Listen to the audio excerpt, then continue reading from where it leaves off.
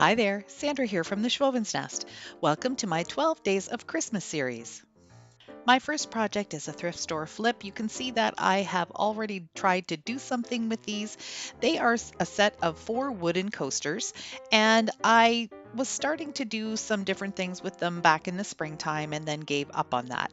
I didn't like how they were turning out. So I've decided to do some winter and Christmas decor on them. And the first thing I'm going to do is just paint them all black just on the one side, but I'm also going to do the edges. Now that the black has dried, I'm going to take my Rust-Oleum chalked paint in linen white and just paint the top. I'm not going to do the edges this time. I want to leave them black. The reason I paint black first is because if I have any type of black print or paint, the white isn't going to cover it properly, so I always cover it with black first, and then the white only needs 1, maybe 2 coats. I decided to just do 1 coat and kind of leave it a little streaky. That would give it more of an aged and distressed look too. Now I'm putting on this decal, and guess what, everybody? I finally picked up a Cricut Joy. I'm so excited. They were on sale and I decided to give myself an early Christmas present. I'm really going to have a lot of fun with this. It's going to open up so many more doors for my crafting, and I'm going to take you along and show you everything that I'm going to be doing. So using my Cricut, I cut out 4 different images. One is the reindeer head, a snowman, a Christmas tree, and a big snowflake. And I'm just going to attach those to the coasters.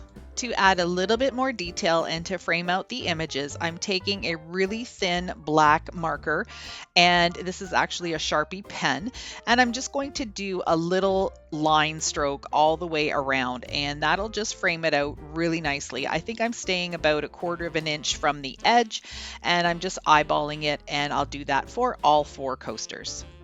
Of course, I always distress, so I'm taking my chippy brush and some black paint, and I'm just going to run across each of the coasters in an up and down direction and just give them a little bit more of a rustic look. This is what the coasters looked like originally, so I decided to leave the backside of them the natural way, and I'm taking my Sharpie pen and this stencil, and I'm going to write a few words on each of them. So this one is going to say sip. I'm going to do brew, mix, and chill. And I'm just going to copy out the stencil with my Sharpie pen and then fill it in with my Craft Smart paint pen. I wanted to mention that my video today is part of a challenge that's hosted by Domestic Diva DIY. Sonia is my very good friend, and I am co-hosting with her today. And there's also going to be a playlist of wonderful videos. So when you're done watching mine, I'd love for you to go down to my description box, click on the link for Sonia's channel, pay her a visit, show her some support, and also all of the people on the playlist. For those of you who are new to the Craft Smart paint pens, I did need to pick up some new ones. And what you need to do is get the ink flowing or the paint flowing. So what you do is just press down onto a piece of paper until you see the ink starting to come into the nib, and eventually it will turn solid black, and then that just means that the paint is flowing and ready to go. Once I had the letters painted, I did go ahead and take that Sharpie pen and do some shadow lines. I seem to be doing this on all of my letters lately. I hope you guys don't get bored with it, but I really love the look of it. Now that I've got all of the letters stenciled on, I'm going to go ahead again and take my chippy brush with some black paint, and I'm going to go ahead and distress these just a little bit more.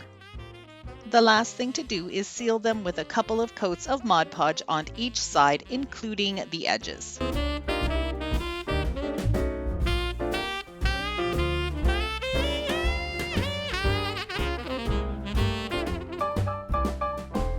My second project is redoing this little sled. This is something that I painted myself probably about 20 years ago at least, and it's cute. I really liked it, but it's had its day, and I wanted to do something a little bit more up to date and modern farmhouse-ish kind of with it. So I'm going to go ahead and remove the rope because I'm not going to need that right now. And the first thing I'm going to do is paint the whole thing black. So the top, the bottom, the sides, the rails, or the runners, whatever they're called, everything's going to get one coat of black paint. Now I'm going to give the whole thing a couple of coats of white chalk paint. Now the paint that I'm using is a DIY chalk paint. If you're interested in that recipe, it's down in my description box. It's just some household latex paint and some talc in the form of baby powder. Using my Cricut again, I cut out some snowflakes and I did it on a piece of cardstock, which allows it to be a stencil. I'm going to take some Rust-Oleum chalk paint in Serenity Blue and paint some snowflakes all over the top of the sled. I'm using a makeup sponge and I'm dabbing it into the paint and then dabbing some of the paint off because I don't want it to be too heavy that it bleeds through, and I'm going to use a very light touch. So as I'm pouncing this, the next one I'm going to turn the stencil in a different direction so it's not the same all the way through. The other thing I'm going to do is make sure that some of the snowflakes are falling off the edge of the sled, meaning that some of them are going to be partial snowflakes and some of them will be whole snowflakes. And that just gives the project a little bit more of a high-end look. Here's all of my snowflakes, and you can see that on the edges, some of them are just partial snowflakes. I'm taking a regular paintbrush now and I've dipped it in some black paint, and I'm just going to go around the edges flicking up like this just to give a little bit of a distressed look all the way around. I'm going to do this on the top part of the sled and on the runners. I also decided to run that brush up and down vertically on the top of the sled just to accentuate a little bit more of the distressed and the roughness of this piece. This piece is going to be a little bit more wintry rather than Christmas. I'm going to put the words "Let It Snow" on. Now, even though I have a Cricut, I'm still going to be doing a lot of freehanding. The vinyl is really expensive. I first got a couple of rolls. I think I got 8 feet of vinyl for my little Cricut Joy, and I'm just about out of it already. So you do get a lot of waste with the vinyl, so I'm really picking and choosing which projects I'm going to use it for.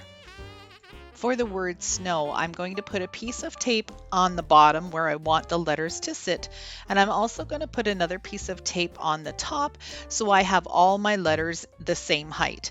I'm going to just, again, do a freehand word snow. I'm just going to use some straight letters. If you have stencils that fit, you can do that. You can also do the paper transfer where you print off some writing on your printer and then scratch the pencil on the back and then trace it out. I've also seen some people use graphite paper, and I believe there's probably some of that available on Amazon. And here I'm again taking that little Sharpie pen and doing some shadowing. I've got all my words complete, but I want to make those letters look a little bit more rustic and distressed. So I'm taking a tiny little brush.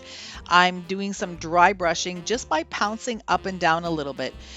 This is going to do two things. It's going to make it look a little bit kissed by the snow, and it's also just going to make it look not quite so bright. It's going to blend the letters in a lot more to the feel and look of this piece. So I don't know what this piece up at the top is called. I think it might be called a rail, not sure, but I did want to add something so it would look more like a real sled. So I'm just taking a piece of shim and marking off where I want the cut to be, and I'm going to use my miter shears to complete that. I'm going to paint this black, but I'm just going to do the top and the sides for now. I'm going to leave the bottom because I want that raw wood to get stuck to the sled instead of having the paint sticking to the paint. I do find that sometimes with the baby powder you can get a little bit of a slipperiness or it just doesn't glue properly. So I always try to glue raw wood first. So the black is all dry. I've painted the underside of it as well. And now I'm going to take some white chalk paint and go ahead and distress it just a little bit around the edges to make it blend in better with the sled. I also ended up adding a new hanger with some white cotton rope, and it turned out really cute.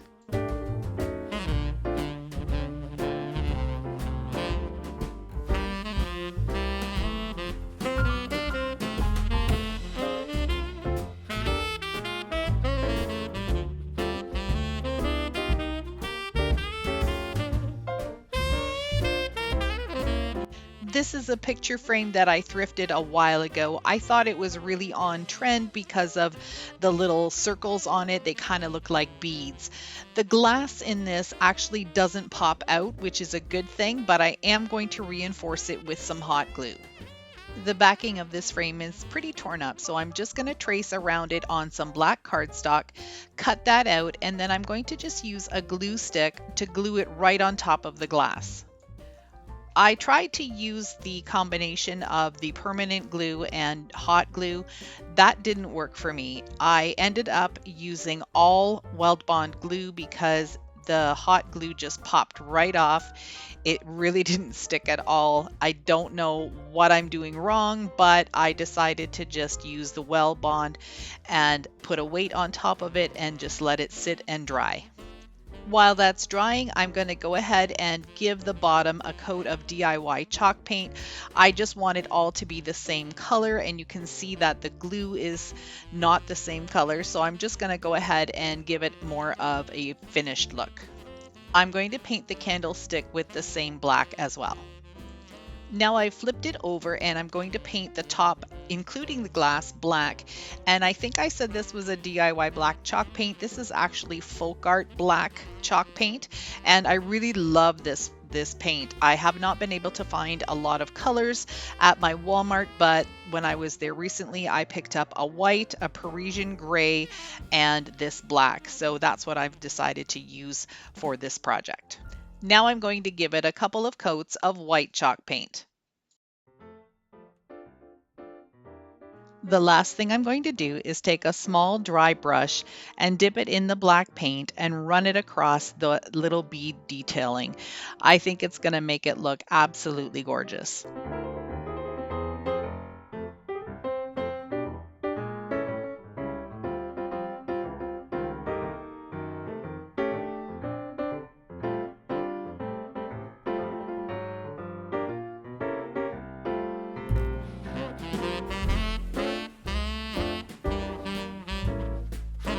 I'd like to thank Sonia for hosting this challenge. It was a lot of fun. If you like what you saw, I'd love for you to stick around a while. Hit that subscribe button. Those two black arrows will show you exactly where to click. Thanks so much for watching. Bye for now.